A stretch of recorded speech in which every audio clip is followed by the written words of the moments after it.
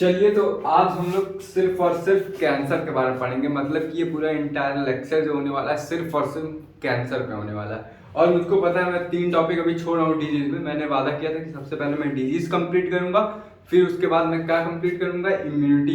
तो क्या क्या मैंने अभी छोड़ा मैं तुमको एक बार बता दे रहा हूँ। एमबीबीएस मैंने छोड़ा है, साथ में मैंने राउंड वॉर्म छोड़े हैं, और मैंने क्या छोड़ा है, हेलमिंथेस से जितने भी डिजीज होते हैं, तुम्हारे फैलरियासिस और एस्केलेरियासिस, ये छोड़े। ये मैं कंप्लीट करवाऊंगा कल वाले लेक्चर में। मतलब कि संडे को अगर मेरा क्लास करने का मूड रहा तो मैं करूंगा, नहीं रहा तो मैं मंडे करूंगा। श्योर नहीं, मेरे मूड पे है। तो आज हम कैंसर के बारे में पढ़ेंगे। तो देखो, कैंसर के बारे में एनसीईआरटी हमारी सबसे पहली लाइन बोलती है ना, ये काफी ड्रेडली डिजीज होते हैं। अब भाई, ड्रेडली डिजीज का मतलब कि ये ऐसा डिजीज होता है जिसमें काफी लोगों की मौत हो जाती है। मौत होना तय रहता है इसमें। देखो, कैंसर अगर फर्स्ट या सेकंड स्टेज में रहा तब बचा सकते हैं, लेकिन ये अगर थर्ड स्टेज में पहुंच गया तो काफी इम्पॉसिबल हो जाता है कि किसी भी कैंसर से पीड़ित व्यक्ति को हम लोग बचा सके। तो एनसीईआरटी की पहली लाइन है, ये काफी ड्रेडली डिजीज होता है। तो यहाँ पे मैं लिख देता हूँ, मोस्ट ड्रेडली डिजीज होती है, अर्थात ये ऐसी डिजीज होती है जो कि जान पक्का ले लेती है। इतना समझ में आ गया। अब दूसरी चीज एनसीईआरटी क्या बोलती है? एनसीईआरटी बोलती है कि पूरे ग्लोबल में, अर्थात कि पूरे वर्ल्ड में कैंसर के बहुत ज्यादा पेशेंट आते हैं। मतलब कि जो तुम्हारा पूरा वर्ल्ड है इसमें बहुत ज्यादा लोग कैंसर से पीड़ित हैं, और बहुत ज्यादा लोगों की रोजाना कैंसर से मौत होती है। ये तुम्हारा एनसीईआरटी का 2-3 पैरा मैंने खत्म कर दिया। तो पहले पैरा में एनसीईआरटी सीधे बोलती है, पहले लाइन में, सॉरी पैरा नहीं, पहले लाइन में बोलती है कैंसर से डेडली डिजीज है, अर्थात कि ये जब होगा तो मौत होना तय है। मतलब वारंट डेथ नहीं रहेगा, वारंट डेथ तो भाई एचआईवी में हो रहेगा, लेकिन ये काफी खतरनाक होता है। मतलब डेडली डिजीज होता है। अगर किसी को हो जाए तो मौत भी हो सकती है, लेकिन अगर फर्स्ट सेकंड में रहेगा तभी प्रिवेंट कर सकते हैं। थर्ड स्टेज में गया तो भाई हैप्पी बर्थडे टू यू हो जाएगा। हैप्पी बर्थडे टू यू का मतलब डेथ आ जाएगा तब। और एनसीईआरटी दूसरे लाइन में अपने ये बोलती है कि पूरे ग्लोबल में कैंसर से पीड़ित व्यक्ति बहुत हैं, और रोजाना काफी लार्ज अमाउंट में कैंसर से लोग मरते हैं। ये तुम्हारी एनसीईआरटी की पहला सा जो छोटा पहला है वो मैंने खत्म कर दिया।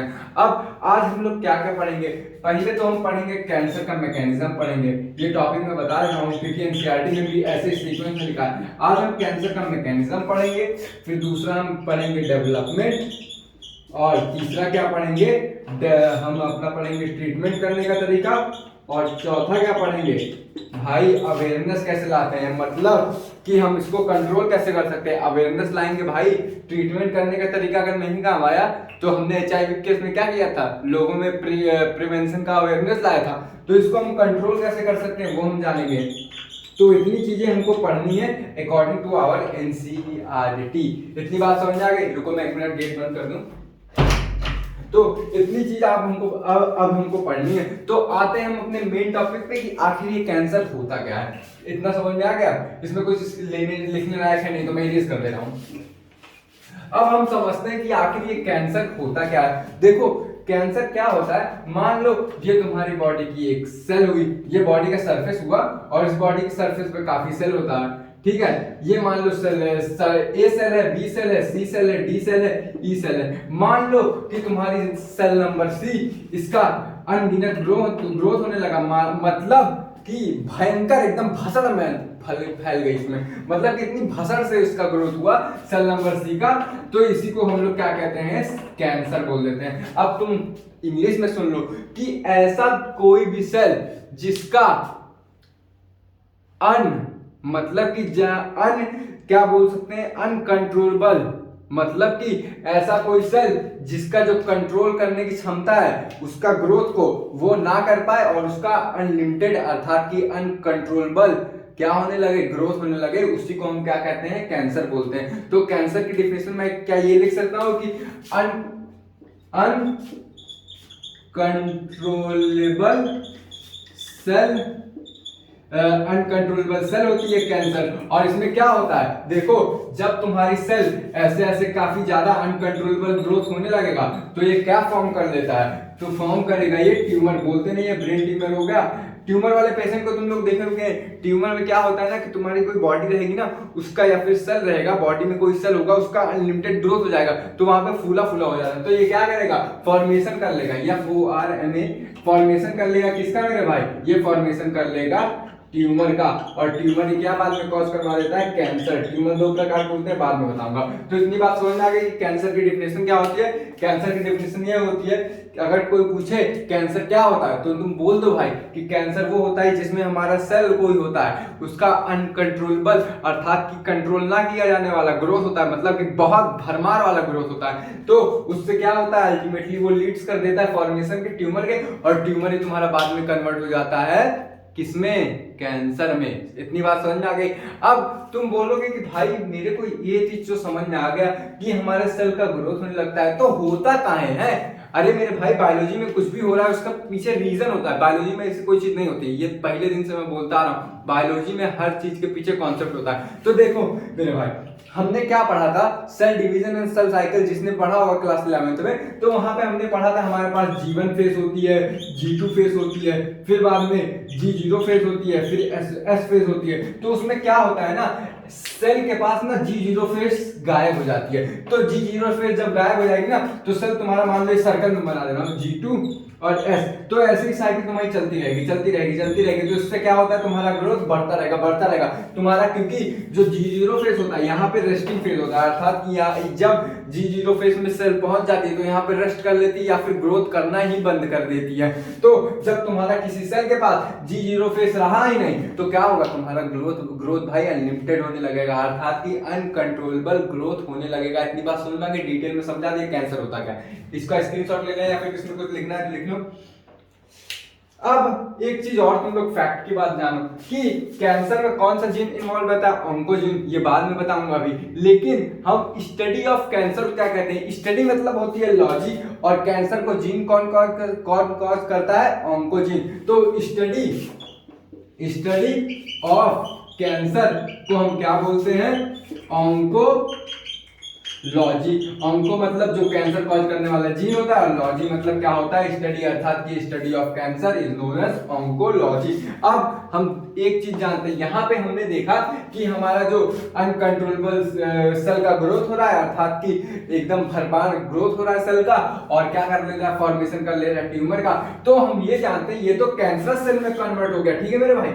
जब तुम्हारा ट्यूमर हुआ तो तुम्हारा जो नॉर्मल सेल था वो कैंसरस सेल में कन्वर्ट हो गया। अब जरा हम ये समझते हैं कि कैंसरस सेल में जैसे ही कन्वर्ट हुआ, तो भाई नॉर्मल सेल और कैंसरस सेल में अंतर क्या, बार बार मैं सेल बोल रहा हूं, तो तुम्हारा नॉर्मल सेल में क्या अंतर हुआ और कैंसरस सेल में, जरा तुम लोग ये जान लोगे तो अच्छी बात रहेगी ना। तुमने तो बस ये समझ लिया कि कैंसर क्या होता है, कैंसर में कोई भी सेल का अनलिमिटेड ग्रोथ होने लगता है तो वो कन्वर्ट हो जाता है कैंसरस सेल में, अर्थात कि ट्यूमर में कन्वर्ट हो जाता है, तो वो क्या कॉज कर देता है, कैंसर कर देता है। तो जरा हम कैंसरस सेल और नॉर्मल सेल में डिफरेंस देख लेते हैं ना। डिफरेंस देखने में कोई दिक्कत है क्या, तुमको नहीं बता पाओगे डिफरेंस, नहीं बच पाओगे, मतलब कि पढ़ नहीं पाओगे क्या, पढ़ लो जरा ताकि तुम्हारा कॉन्सेप्ट और अच्छे से बिल्ड हो जाए। तो अब हम क्या समझते हैं कि हमारा जो नॉर्मल सेल होता है और कैंसरस सेल होता है उसमें अंतर क्या रहता है। तो ये तुम्हारा हुआ नॉर्मल सेल का कॉलम, नॉर्मल सेल का कॉलम, और ये तुम्हारा हुआ कैंसरस सेल का। जरा जान लेना क्योंकि कैंसरस सेल ही कैंसर होता है भाई। ये देखो नॉर्मल सेल और कैंसरस सेल, देखो कैंसरस सेल और कैंसर में कंफ्यूज मत हो जाना। देखो बात एक ही है, बस यहाँ पे सेल लगा दिया, मतलब कि एक पर्टिकुलर सेल की बात कर रहा है और वही पर्टिकुलर पूरा, क्योंकि कैंसर जब होता है उसमें एक सेल ही इन्फेक्ट होती है भाई, वही ग्रोथ करके कैंसर कॉज करती है। ये काफी ज्यादा सेल नहीं करती, बस एक ही सेल इन्वॉल्व रहता है कैंसर करने के लिए। तो इसीलिए मैंने कैंसरस सेल और नॉर्मल सेल के बारे में थोड़ा बताना तुमको उचित समझा।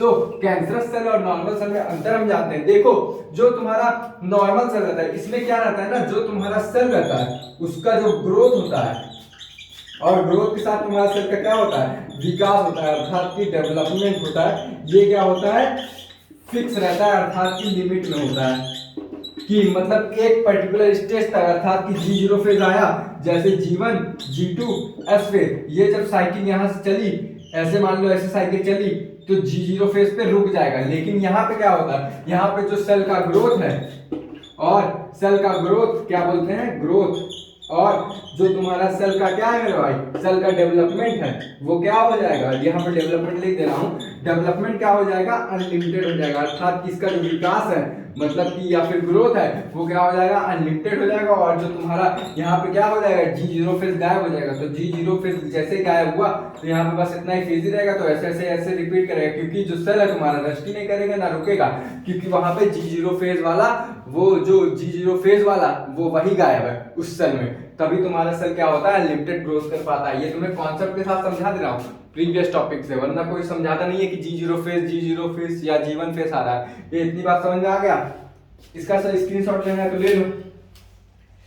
अब हम एक चीज और जानते हैं कि इसका जो होता है, इसमें जो तुम्हारा सेल होता है इसमें लिमिटेड होता है, अर्थात लिमिटेड ग्रोथ होता है। तो इसको क्या मैं ये बोल सकता हूँ कि इसमें रेगुलेशन हो जाता है सेल का।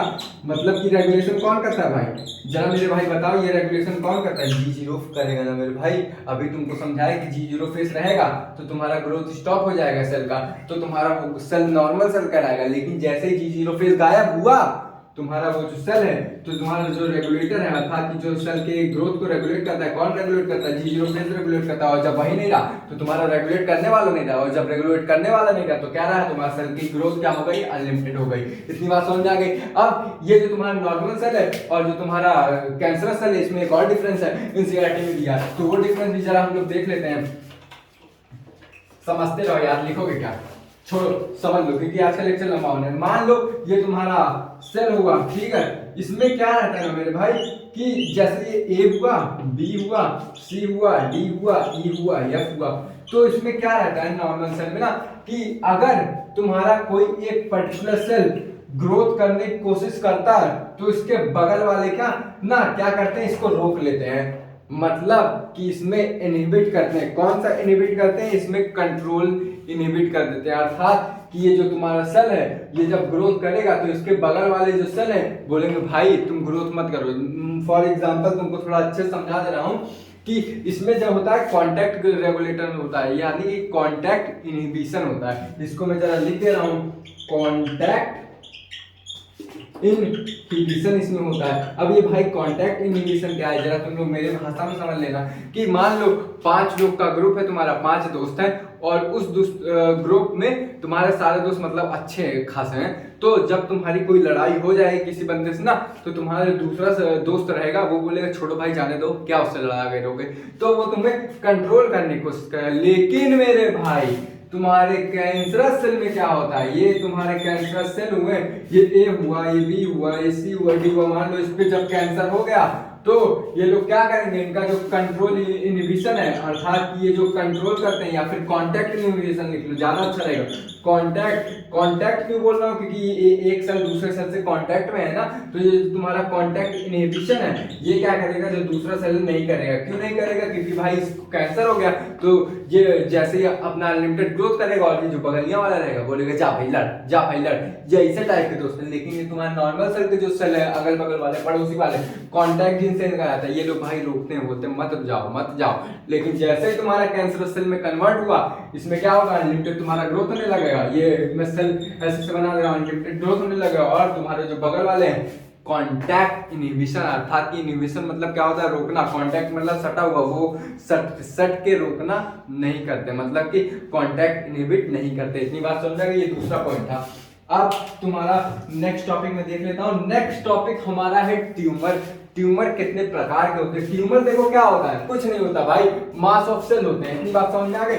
ट्यूमर क्या होता है, सिंपली कुछ नहीं होता, वो तुम्हारा एक मास ऑफ सेल रहता है, अर्थात कि तुम्हारा जो झुंड में सेल रहता है। झुंड में सेल का मतलब मान लो ये तुम्हारी सेल हुई, एक सेल हुआ, इसको कैंसर हो गया, तो ये यही तुम्हारा जो झुंड में सेल हो जाएगा, इसी को हम क्या कहते हैं, ट्यूमर कहते हैं। समझ में आया, ट्यूमर यही होता है। तो इसको क्या मैं ये बोल सकता हूँ कि मास ऑफ सेल, अर्थात कि जो तुम्हारा सेल है वो काफी ज्यादा मात्रा में, इसी को हम बोलते हैं मास ऑफ सेल। ट्यूमर मतलब मास ऑफ सेल। इतनी बात समझ में आ गई। तो ट्यूमर तुम्हारे 2 प्रकार के होते हैं। ये मैं कैंसर हेडिंग अब हटा देता हूं। तो ट्यूमर तुम्हारे एनसीईआरटी के हिसाब से और होते भी 2 प्रकार के हैं। कौन कौन से प्रकार, जरा ये भी जान लो। एक होते हैं तुम्हारे बेनाइन, एक बार मैं स्पेलिंग देख लूं, हाँ, BENI, बेनाइन होते हैं। एक होते हैं क्या मेरे भाई, मैलिग्नेंट। मैलिग्नेंट से कुछ याद आया, मैलिग्नेंट। मैलिग्नेंट नाम का एक मलेरिया होता है जो क्या होता है, प्लाज्मोडियम फैल्सीपेरम, जो कि मैलिग्नेंट क्या करता है, मैलिग्नेंट मलेरिया कॉज करता है, वो खतरनाक रहता है। वही वाला मैलिग्नेंट यहाँ पे भी है, तो ये भी खतरनाक होगा। अभी मैंने बता दिया, वैसे इसको बाद में बताना चाहिए था। तो अब हम यहाँ पे ये जानते हैं, मतलब कि मैलिग्नेंट जहाँ पे भी आए ना कोई भी डिजीज के पास, तो समझ लो वो डिजीज खतरनाक है। ये तुमको ट्रिक बता दिया। अब तुम्हारा जो बेनाइल है, बेनाइल क्या होता है जरा ये समझ लो। देखो बेनाइल जो होता है ना, मान लो ये बेनाइल ट्यूमर है, ये भी ट्यूमर है और वो भी ट्यूमर है। तो ट्यूमर हुआ तो इतना तो फिक्स है कि तुम्हारा ग्रोथ होगा, मतलब कि अनकंट्रोलेबल यानी कि अनडिफरेंशिएबल ग्रोथ होगा।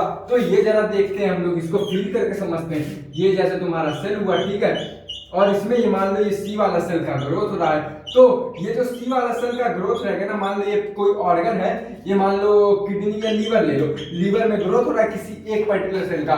तो जब ये लीवर में ग्रोथ करेगा तो ये सिर्फ और सिर्फ लीवर में रहेगा, और उसको क्या कहते हैं, बेनाइल ट्यूमर कहते हैं। लेकिन जो तुम्हारा मैलिग्नेंट अर्थात कि खतरनाक वाला जो ट्यूमर रहता है, यही क्या होता है, मेन कॉज करता है किसको, कैंसर को।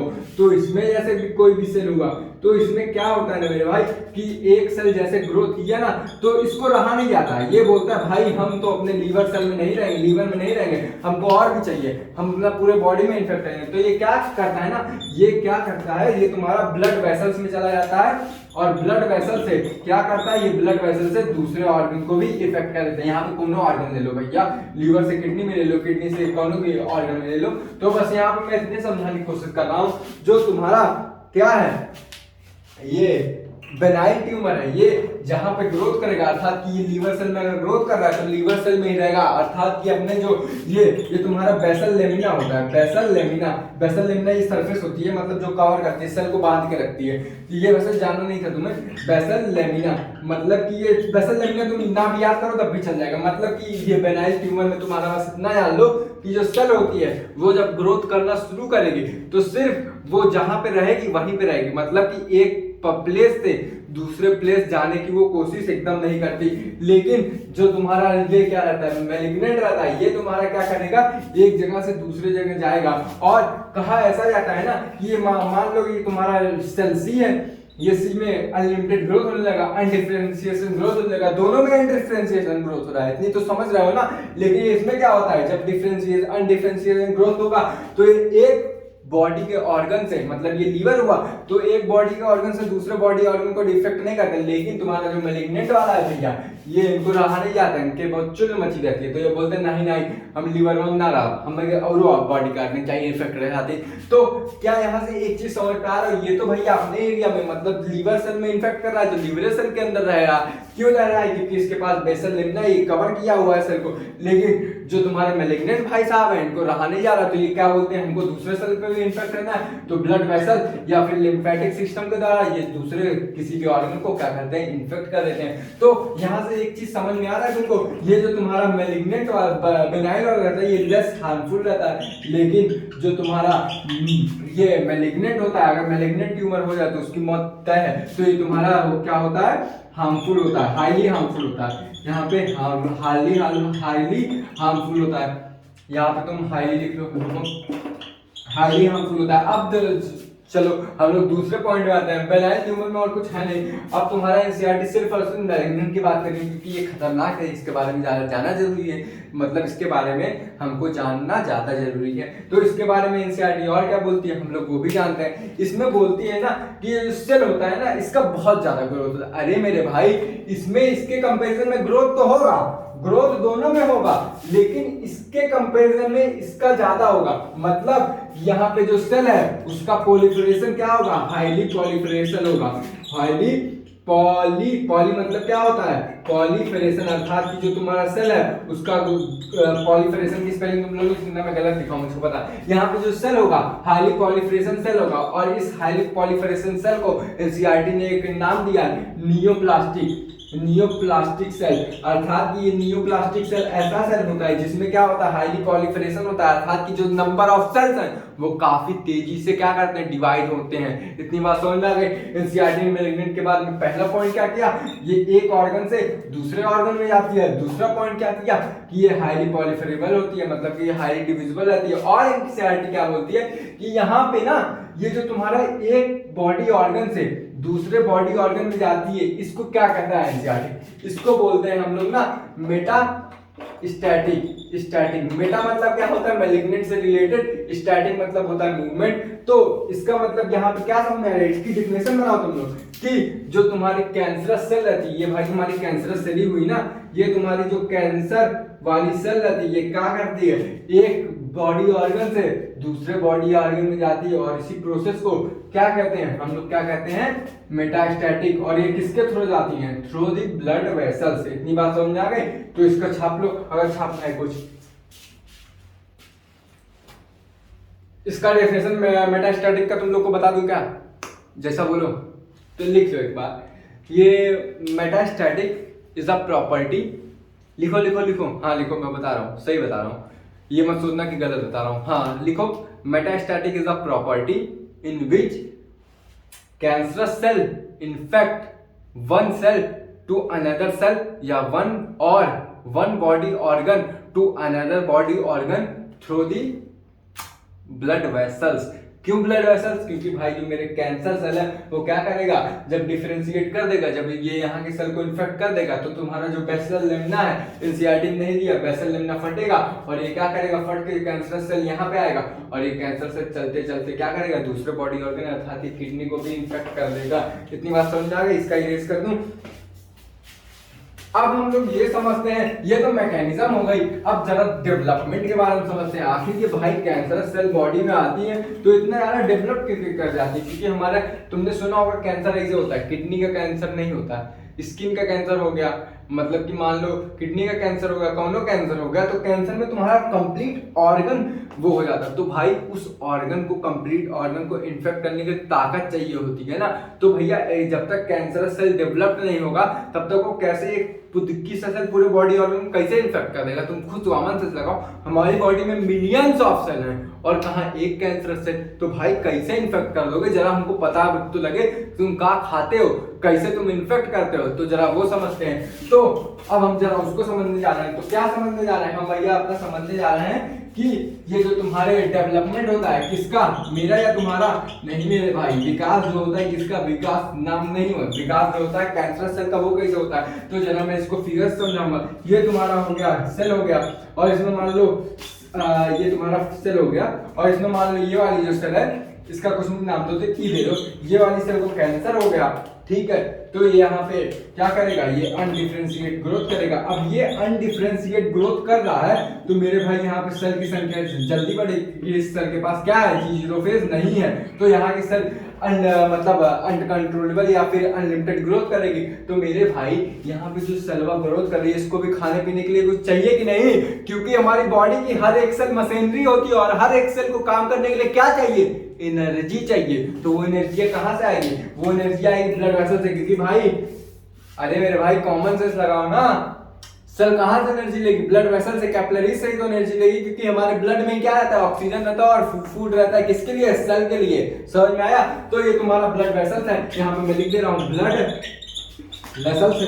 तो यहाँ पे तुम्हारा क्या हुआ कि जब तुम्हारा ब्लड वेसल्स में क्या बहेगा, पानी नहीं मेरे भाई, यहाँ पे ब्लड वेसल में जब तुम्हारा क्या फैलेगा, ये है तुम्हारा खून है, आरबीसी है। तो इसमें क्या क्या रहता है, जरा तुम लोग ये भी देख लो। इसमें ये मैं पाइप थोड़ी बड़ी बना रहा हूँ, पाइप नहीं ब्लड वेसल्स, इज्जत से बोलोगे। तो ये तुम्हारे क्या हुआ, ये तुम्हारा आरबीसी हुआ।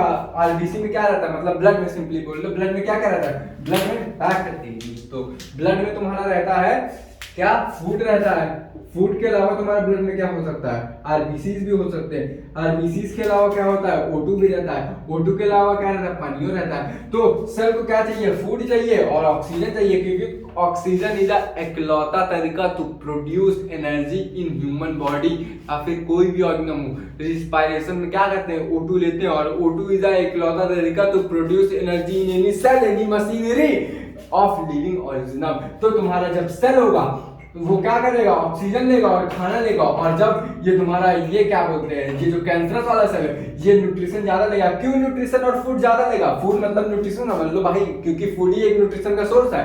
तो जब तुम्हारा फूड ये ज्यादा लेगा कैंसरस सेल, और O2 ज्यादा लेगा, और यहाँ पे क्या होगा, यहाँ पे ये नॉर्मल सेल भी लेंगे, लेकिन मेरे भाई ये तुम्हारा इन दोनों के बीच कंपटीशन होगा था, क्योंकि भाई ये तो एंटी पार्टी हो गई ना, ये तो तुम्हारी कैंसरस सेल है, कैंसरस सेल है, और ये तुम्हारी नॉर्मल सेल है, लेकिन ये सेम स्पीसीज से बिलोंग करेंगे, मतलब ह्यूमंस की सेल होगी ना, ये मतलब नॉन कैंसरस सेल है, नॉर्मल सेल है, तो इन दोनों के बीच कंपटीशन होगा। ये बोलेगा, ये कैंसरस सेल वाला बोलेगा हमें न्यूट्रिशन ज्यादा दो, ये तुम्हारा नॉर्मल सेल वाला बोलेगा हमें न्यूट्रिशन ज्यादा, लेकिन ये तुम्हारा जो कैंसरस सेल रहेगा भाई इसके पास ताकत ज्यादा रहेगी। क्यों ताकत ज्यादा रहेगी? क्योंकि भाई इसके पास देख रहे हो ना अनडिफरेंशिएटेड सेल हो रहा है, मतलब कि यहाँ पे जो सेल है उसकी संख्या मतलब काफी ज्यादा है, और ये काफी ज्यादा ताकतवर है। तो तुम्हारा नॉर्मल सेल और कैंसरस सेल में कंपटीशन होगा, और कंपटीशन का एक डेफिनेशन मैंने क्या बताया था ऑर्गेनिक पॉपुलेशन में, कि कंपटीशन में एक स्पीसीज का फायदा होगा, एक स्पीसीज का नुकसान होगा। तो तुम्हारी जो नॉर्मल सेल है उसका क्या होगा, निगेटिव में जाएगा, अर्थात कि नुकसान होगा,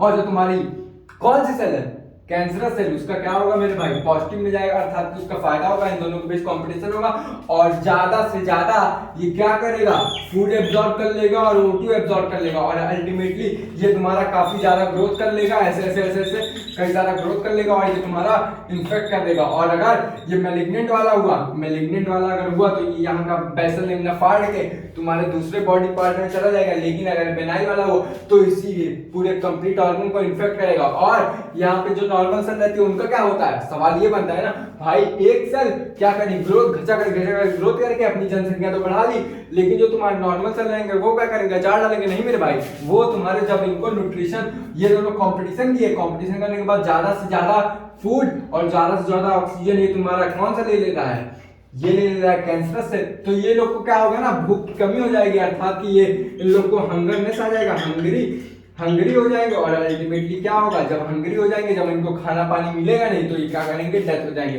तो तुम्हारे नॉर्मल सेल क्या हो जाते हैं, मर जाते हैं, और तुम्हारा नॉर्मल सेल की पोजीशन में तुम्हारा जो कैंसरस सेल है वो डिफरेंशिएट करते करते तुम्हारा पूरा जो कंप्लीट ऑर्गन है उसको इन्फेक्ट कर देता है। इतनी बात समझ में आ गई? इसका तुम लोग समझ लिए मैकेनिज्म? एक मिनट रुकना, मैं मार्कर में जरा इंक भर लूं, इंक भरना जरूरी है ना भाई।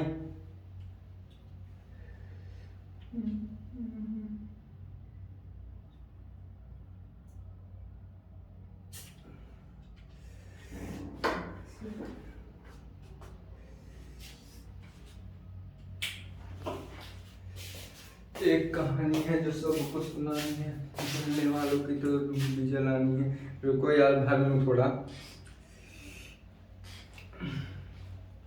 क्या करूं, मार्कर भर के रखता हूँ लेकिन खत्म हो जाता है, समझ नहीं पाता हूँ।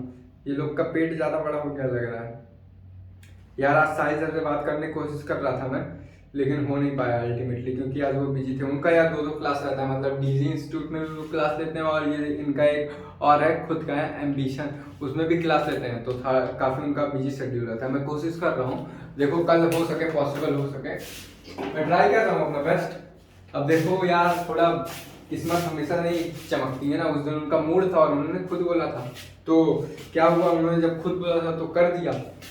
अब इस तरह उनका बिजी काफ़ी शेड्यूल रहता है। मैंने वो हैंकी कहाँ रख दी, एक मिनट।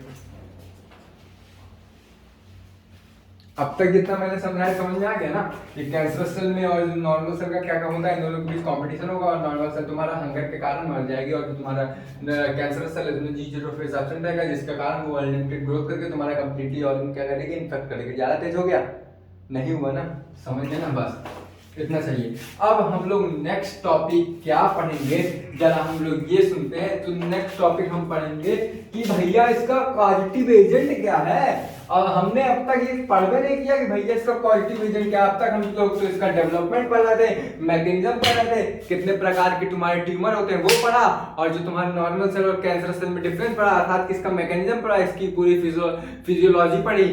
अब हम चला ये समझते हैं, मैकेनिज्म और डेवलपमेंट खत्म।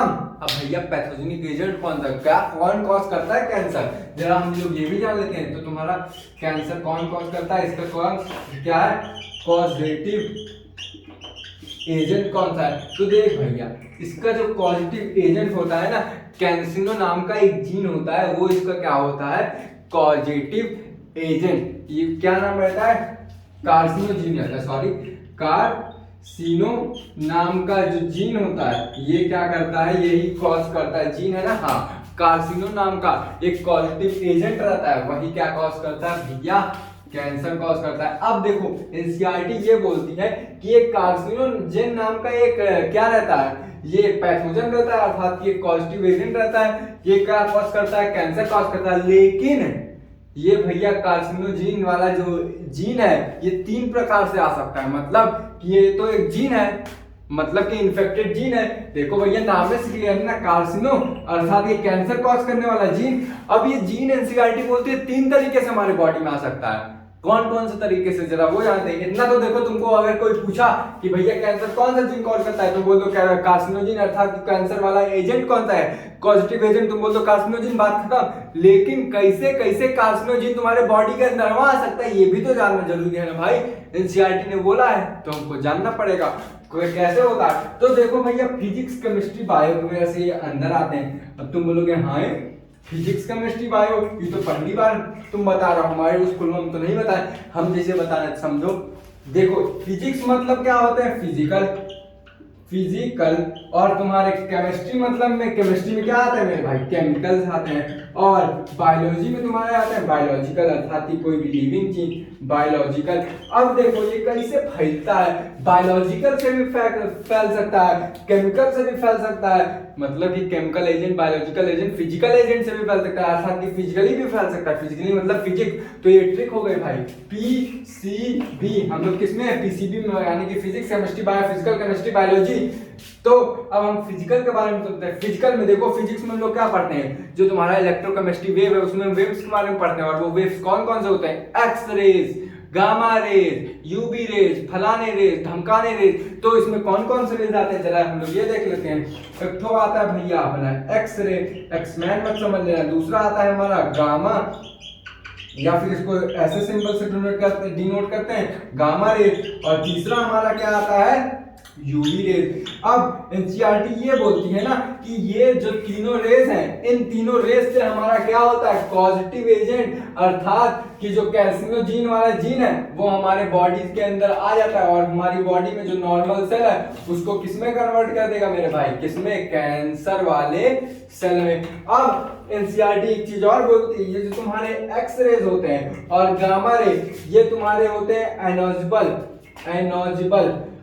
एनर्जिबल होते हैं। लेकिन जो तुम्हारे ये वाले यूवी रेज रहते हैं ये होते हैं नॉन आयोनोजेबल। इसकी स्पेलिंग देख लेना, लेकिन मैं प्रोनाउंसिएट सही कर रहा हूं। तो ये तुम्हारे जो एक्सरे होते हैं और गामा रेज होते हैं, ये मैं बता दे रहा हूं, गामा रेज वो तुम्हारे आयोनाइजेबल होते हैं, लेकिन जो तुम्हारा यूवी रेज रहता है वो क्या रहता है? Non ionisable. इतनी बात समझ में आ गई। अब दूसरा हमारा फिजिकल फैक्टर तो हमने समझ लिया। अब केमिकल में ये ड्रग्स आता है और ये भी आता है, ये भी आता है। तो ये सब किस से बिलोंग करता है? ये सब निकोटीन से बिलोंग करता है। हर जो तंबाकू हुआ, ड्रग्स हुआ जो लेते हैं हम लोग, और तुम्हारा जो सुर्खियाँ खाते हैं, जो रजनीगंधा खाते हैं, जुबा केसरी खाते हैं, वो सब तुम्हारा किसमें आता है? ग्रुप में, निकोटीन वाले ग्रुप में आता है। तो निकोटीन जो खाते हैं अर्थात कि वो केमिकल से तुम्हारा रहता है, वो भी क्या करते हैं? कार्सिनोजिन खाते हैं। जो गुटखा खाते हैं देखते नहीं उस पे गुटखा वाले मतलब आशा सुर्खिया पे लिखा रहता है ना कि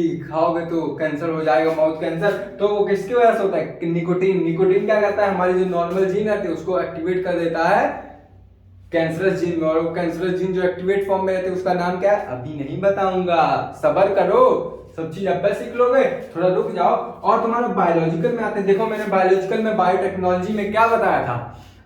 बायोटेक्नोलॉजी में याद करो, मैंने बताया था कि ट्यूमर वाला अक्टो बताया था कैंसरस जीन वाला। याद आया कुछ? कैंसरस जीन में मैंने क्या बताया था? जो तुम्हारे रेट्रोवायरस होते हैं वो क्या करते हैं? नॉर्मल सेल को कैंसरस सेल में कन्वर्ट करते हैं। कुछ याद आया? बायोटेक्नोलॉजी मैंने बताया था। तो यहाँ पे तुम्हारे जो वायरस होते हैं वो क्या करते हैं? तुम्हारे नॉर्मल सेल को कैंसर सेल में कन्वर्ट कर देते हैं। और वो कौन सा वायरस आते हैं? ह्यूमन, एनसीईआरटी के साथ चलूंगा, ह्यूमन पैपिलोमा वायरस। और इसको प्यार से हम लोग शॉर्ट फॉर्म में बोलते हैं एचपीवी। प्यार से बुला दो, ये CV। इतनी बात समझ में आ गई। तो हमारे कौन कौन से एजेंट होते हैं, पॉजिटिव एजेंट कार्सिनोजन, और ये कार्सिनोजन कैसे फैलता है, 3 तरीके से फैलता है, फिजिक्स, केमिस्ट्री, बायोलॉजी। इतनी बात समझ में आ गई। अब हम जरा जान लेते हैं कि ये नॉर्मल सेल में कौन सा जीन रहता है भाई, क्योंकि ये जीन ही रहता है ना। अब ये जीन जब तुम्हारे जीन पे चला जाएगा, कौन से जीन पे जाएगा, हम काहे बताएं भाई, तुमको बताने जा रहा हूं। तो ये जीन किस जीन पे चला जाएगा, तो जैसे ही उस जीन पे जाएगा वो जीन का क्या होगा, पूरा जीनोमिक सीक्वेंस बदल जाएगा और अल्टीमेटली वो कैंसरस सेल में हो जाएगा। जरा वो भी हम लोग समझते हैं। इतने बात समझ, स्क्रीनशॉट लेना ले लो। तो जरा हम लोग वो समझते हैं ना मेरे भाई कि जो कौन सा जीन है भैया, ये जो कार्सिनोजन नाम का जीन है, ये कौने जीन पे जाता है जो तुम्हारा कैंसर सेल वाले पे कन्वर्ट कर देता है, अर्थात ये पूरे सेल, नॉर्मल सेल को कैंसर सेल में कन्वर्ट कर देता है। वो भी समझेंगे, सब्र करो। ये तुम्हारा हुआ सेल और ये तुम्हारा हुआ दूसरा सेल, ये इकोलाई नहीं है, गलती मत कर देना। और ये हुआ हमारा नॉर्मल जीन हुआ। और ये कौन सा जीन हुआ, अब जीन का नाम बताया जा रहा है, जो लोग तरस रहे थे ना जानने के लिए वो जान लो। इस जीन का नाम होता है प्रोटो ऑन्को जीन होता है। मैंने ऑन्को जीन पहले में बता दिया था। Oncology study of cancer is known as, बोल में जो है भुला गए, बस हो गया, हैप्पी बर्थडे टू यू। अबे ऑन्कोलॉजी, तो ये तुम्हारा प्रोटो मतलब पहले, ऑन्को मतलब ऑन्कोजीन जो कैंसर कॉज करते हैं, तो कैंसर कॉज करने की पहले की अवस्था, अर्थात ये तुम्हारा अनइफेक्टेड सेल है, अनइफेक्टेड सेल है, अर्थात कि ये तुम्हारा क्या बोल सकते हैं, ये तुम्हारा नॉर्मल सेल है। तो जैसे ही इस पे क्या करेगा, कौन अटैक करेगा, यूवी रेज की मदद से, या फिर बायोलॉजिकल फैक्टर, केमिकल फैक्टर, या फिर कौनो फैक्टर ले लो, तीनों फैक्टर होते हैं। जैसे ये इस पे अटैक करेंगे, यूवी रेज से मान लो हो गया, यूवी रेज जैसे इस नॉर्मल सेल पे डालें तो तुम्हारा कार्सिनोजीन आएगा और भैया यहाँ पे सट जाएगा। और जैसे ही ये सटेगा तो इसका कुछ डायग्राम ऐसे बन जाएगा। कैसे बन जाएगा, ये तुम्हारा इसका जो डायग्राम हुआ ऐसे बन जाएगा। और अल्टीमेटली जो तुम्हारा, ये यहाँ से हटा दे रहा हूँ क्योंकि ये नॉर्मल सेल बना रहा हूँ ना, तो ये तुम्हारा नॉर्मल सेल हुआ, तो प्रो-ऑन्कोजीन हुआ। जैसे ही ये क्या बोलेगा, यूवी रेज का रेडिएशन आएगा, तुम्हारा प्रोटो-ऑन्कोजीन है वो किस में कन्वर्ट हो जाएगा, ऑन्कोजीन में। और ऑन्कोजीन क्या करता है, यही भैया तुम्हारा कैंसरस सेल के लिए क्या रहता है, रिस्पॉन्सिबल रहता है। इतनी बात समझ में आ गई। ये तुम्हारा क्या है, नॉर्मल सेल है, समझ में आया। यही होता है मैकेनिज्म इसका है अच्छे से, मतलब शॉर्ट में। अब हम लोग इतना चीज तो पढ़ लिए कि कैंसर भैया होता है, कैसे होता है, उसका भैया मैकेनिज्म क्या है, डिफरेंस क्या है नॉर्मल सेल और कैंसर सेल में। फिर हमने जाना कि ट्यूमर है कैसे हो, ट्यूमर के कैसे क्या होता है, ट्यूमर के प्रकार के होते हैं। फिर हमने क्या जाना, हमने ये जाना कि मेटास्टेटिस क्या होता है, अर्थात कि जो तुम्हारा कैंसरस सेल है वो एक बॉडी ऑर्गन से दूसरे बॉडी ऑर्गन कैसे जाता है, ब्लड वेसल्स के थ्रू।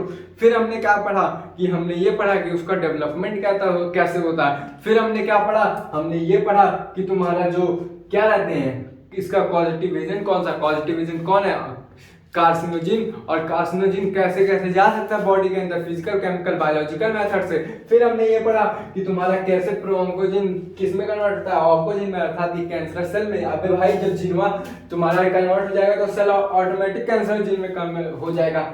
अब भैया हम ये पढ़ेंगे कि इसका हम पता कैसे पाएं कि तुमको कैंसर हुआ है, हम कैसे मान ले कि तुमको कैंसर हुआ, जरा वो भी देख लो तुम लोग। जानना जरूरी है कि नहीं कि हम इसका डायग्नोस करने का तरीका क्या जानते हैं। एक डायग्नोसिस का तरीका हम लोग जानना जरूरी है। एक डायग्नोसिस का तरीका मैंने पहले ही बता दिया था, जो तुम्हारा मॉलिक्यूलर डायग्नोसिस, अर्थात कि बायोलॉजिकल मॉलिक्यूलर बायोलॉजी की मदद से हम लोग क्या करते हैं, कैंसर का डायग्नोसिस कर देते हैं। जैसा मैंने मॉलिक्यूलर डायग्नोसिस में बायोटेक्नोलॉजी एंड इट्स एप्लीकेशन में बताया था। इसको डिटेल में वो लेक्चर करना है, प्लेलिस्ट में बता दिए, जाकर देख लो। तो हम अपना जो कैंसर सेल है, यानी कि कैंसर वो होता है जिस भी ह्यूमन बीइंग का, उसका डायग्नोसिस कैसे करते हैं, डायग्नोसिस कैसे करते हैं। तो पहला तुम्हारा जो तरीका है ना मेरे भाई, तुम ये ले लो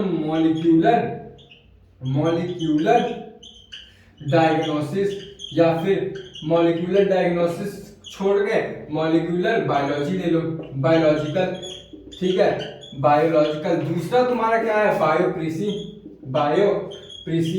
तीसरा तुम्हारा क्या है, तीसरा तुम्हारा एंटीबॉडीज, एंटीबॉडी की मदद से भी हम भैया डायग्नोस कर सकते हैं। चौथा तुम्हारा क्या है, जरा चौथा तुम लोग जान लो, चौथा मैं देख लेता हूँ। चौथा तुम्हारा है बोन मैरो की मदद से भी हम ये जान सकते हैं। और तुम्हारा पांचवा क्या है, इसका डायग्नोस करने का तरीका बहुत है, रेडियोग्राफी की मदद से भी जान सकते। रेडियोग्राफी मतलब हमने कोई रेडिएशन डाला तो रेडिएशन से क्या होता है, एक्सरे निकलता है या फिर कुछ निकलता है, मतलब रेडिएशन डालने से हमको हमारे सेल की साइज पता चल जाती है। और जब सेल की साइज पता चल जाएगी तो हम क्या बोलेंगे, जैसे उसका देखें कि उसमें अनडिफरेंशिएशन ग्रोथ है तो हमको पता चल जाएगा कि कैंसर हुआ। रेडियोग्राफी यहाँ पे ग्राफी में लिख दे रहा हूँ। तो इसमें क्या क्या आते हैं ना तुम्हारे भाई, एक्सरेज आते हैं, यूवी रेज आते हैं, यूवी रेज आता है कि नहीं, हाँ यूवी रेज भी आते हैं, एक्सरे यूवी रेज अक्के में आते हैं क्योंकि वो आयनिक होते हैं, तो बात उसकी करनी नहीं है। एक्सरे का समझ लोगे तो आयनिक समझ लिया, आयनाइजेबल। तो तुम्हारा एक होता है एक्सरे, ये होता है सीटी रे होता है, सीटी स्कैन जो होता है, सीटी रेज होते हैं या फिर स्कैन लिख लो। और तुम्हारा तीसरा क्या होता है, अब मैं तरीका बता रहा हूँ, तीसरा क्या होता है तुम्हारा, तीसरा क्या होता है मेरे भाई जरा बताना, MRI। देखो ये जो तीन तरीके होते हैं जिससे हम डायग्नोस कर लेते हैं क्या हमको कैंसर हुआ है कि नहीं हुआ है। कैसे डायग्नोस करते हैं जरा हम ये समझते हैं। जो एक्सरे रहता है तुम्हारे ऊपर, जैसे ही हमने एक्सरे डाली तो उसमें क्या होगा मेरे भाई, जब तुम्हारा एक्सरे डालेंगे, डॉक्टर जब हड्डी का एक्सरे करता है तो वो 2D रहता है, 3D नहीं रहता। तो इससे क्या करेंगे हम 2D फिगर निकाल लेंगे और देख लेंगे कि तुम्हारा भाई सेल ग्रोथ किया है कि नहीं। लेकिन एक्सरे तुम्हारा उतना इफेक्टिव नहीं होता जितना सीटी स्कैन होता है। देखो सीटी स्कैन में भी हम लोग एक्सरे का यूज करते हैं, लेकिन जो तुम्हारा सीटी स्कैन रहता है ना वो 3D फोटो देता है। जब 3D फोटो देगा हम इधर उधर से देख के क्या कर लेंगे, देख के पहचान लेंगे कि भाई इसमें ट्यूमर है, बेनाइल है कि मैलिग्नेंट है, और हम अल्टीमेटली बता देंगे कि पेशेंट सफरिंग फ्रॉम कैंसर और मरना तय है। जब अगर थर्ड स्टेज में हो गया तब तो उसके बाद हम क्या देखेंगे, उसके बाद हम देखेंगे MRI कैसे होती है। देखो MRI में हम क्या यूज करते हैं ना, मैग्नेटिक फील्ड, और ये सबसे बेस्ट तरीका होता है। क्यों बेस्ट तरीका होता है जरा ये समझना। अरे मेरे भाई किसी को कैंसर हुआ है, ठीक है, और कैंसर होता किससे है, एक्सरे से होता है कि नहीं। मैंने क्या बताया था फिजिकल फैक्टर में, तो भाई ये दोनों थोड़ा रिस्की हो जाता है। लेकिन जो तुम्हारा MRI है उसमें हम लोग मैग्नेटिक फील्ड का यूज करते हैं, और मैग्नेटिक फील्ड से क्या कैंसर होता है, मैंने ऐसा बताया था, नहीं होता। तो जो तुम्हारा मैग्नेटिक फील्ड है वो क्या होता है, उससे कैंसर नहीं होता। तो इससे हम लोग बेस्ट तरीका मानते हैं। MRI से हम लोग रेडियोग्राफी करते हैं और इससे हम बता रहे थे पेशेंट को कि तुम्हारा कैंसर है कि नहीं। और तुम्हारा बोन मैरो से कैसे कर रहे हैं, देखो बोन मैरो की सेल लिए उसमें देखें कि कैंसर है कि नहीं, और हम अल्टीमेटली पेशेंट को बता देते कि भाई आपके अंदर कैंसर वाला जीन पाया गया है। और एंटीबॉडी से, एंटीबॉडी देखो तुम्हारे बॉडी में तभी एंटीबॉडी बनेगी जब तुम्हारे बॉडी में कुछ दिक्कत आएगी। तो एंटीबॉडी अगर कैंसर को मारने वाली बनी तो अल्टीमेटली हम क्या बोल देंगे कि भाई तुम्हारे अंदर कैंसर है, ठीक है। और तुम्हारा बायोप्रेसी में क्या होता है, बायोप्रेसी में देखो ये थोड़ा डिटेल में समझाने वाला। बायोप्रेसी में क्या होता है कि मान लो ये तुम्हारी सेल है, ये तुम्हारी सेल में तुम्हारा अनलिमिटेड ग्रोथ होने लगा, क्योंकि भाई जब ट्यूमर होता है ब्रेन वेन में तो देखते हो यहाँ पे फूल जाता है ऐसे। तो वहां से क्या करते हैं ना हम लोग, जो क्या रहता है ब्लेड रहता है ना, मतलब सर्जिकल ब्लेड निकालते हैं और उसका मतलब टेस्टिंग करते हैं। और वहां पे टेस्टिंग करने के बाद यहाँ से इसका एक टुकड़ा निकालेंगे और इसका टेस्टिंग करेंगे इसके जीन का। और जैसे ही जीन का टेस्टिंग कर लेंगे तो अल्टीमेटली बोल देंगे कि भैया आपको क्या है, कैंसर है। मतलब कि इसका जो टुकड़ा है वही निकाल के उसमें टेस्टिंग कर लेते हैं और अल्टीमेटली बता देते हैं कि तुम्हारा क्या है, तो भैया कैंसर वाला तुमको जीन आ गया। मतलब कि तुम्हारा नॉर्मल सेल कैंसर सेल में कन्वर्ट हो गया, और कैंसर सेल में तभी कन्वर्ट होगा जब तुम्हारे अंदर जीन आएगा। और तुम्हारा एक और तरीका है मॉलिक्यूलर डायग्नोसिस। मॉलिक्यूलर डायग्नोसिस में हम क्या करते हैं, एलाइजा भी आता है और PCR भी आता है। लेकिन सिंपली तुम ये समझो इसमें क्या करेंगे भाई ना, हम अपना एक छोटा सा टुकड़ा लेंगे जीन का, अगर जिसको डाउट रहता है कैंसर है कि नहीं, उसमें क्या करेंगे PCR करेंगे, अर्थात ये पॉलीमरेज चेन रिएक्शन करेंगे। और वैसे मॉलिक्यूलर में ही एंटीबॉडी वाला भी आ जाएगा, लेकिन वो तो तुमको बता दिया एंटीबॉडी का प्रेजेंस हुआ तो तुमको कैंसर है, नहीं हुआ तो नहीं कैंसर है। तो तुम्हारा मॉलिक्यूलर डायग्नोसिस में हम लोग क्या करते हैं कि यहाँ से एक सेल लेंगे, उसका जीन लेंगे, उसका एम्प्लीफाई करेंगे, अर्थात कि PCR करेंगे और उसकी कॉपी बना लेंगे। और कॉपी बनाने के बाद भाई मिलियंस ऑफ कॉपी बनाती है, और एक सेल में तुमको गलती हो सकती है कि तुम्हारा कैंसर वाला जीन है कि नहीं, लेकिन तुम्हारे 1 मिलियन सेल में ये गलती नहीं हो सकती कि कैंसर वाला जीन है कि नहीं तुम ना पता कर पाओ। तो चलो आज की बात हम लोग यहीं करेंगे। इसमें कुछ थोड़ा 10-15 मिनट का लेक्चर बचा हुआ है, तो मैं कल वीडियो बना दूंगा तुम लोग के लिए बस। तो 15 मिनट का जो लेक्चर है वो कल बना दूंगा, और कल मेरा पढ़ाने का मन किया तो आगे टॉपिक में मैं कंटिन्यू कर दूंगा। तो चलिए आज की बातें यहीं तक, कल की बातें कल करेंगे। और मेरा गला दर्द कर रहा है तो चलो आज इतना ही करते हैं। जय हिंद, जय भारत। और हाँ यार, थोड़ा लाइक कर दिया करो यार, भौकाल बनता है। और सब्सक्राइब भी कर दो, सब्सक्राइब कर दो। वहाँ पे बगल में एक घंटी होगी, उसको पटक के मारो, चाहे जैसे मारो, लेकिन घंटी बजा दो। और थोड़ा दोस्तों को शेयर कर दो, भाई का भौकाल बनेगा। वैसे भौकाल बनेगा तुम लोग की वजह से बनेगा भाई। चलो ठीक है, जय हिंद जय भारत।